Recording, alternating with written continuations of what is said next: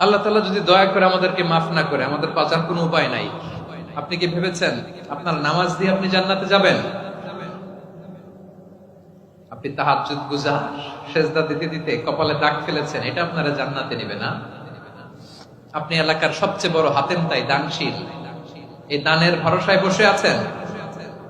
কশিন কালো আমাদের নামাজ, আমাদের রোজা, আমাদের ইবাদত, এগুলোকে মিজানের পাল্লায় উঠালে কোনো ওজনই হবে না।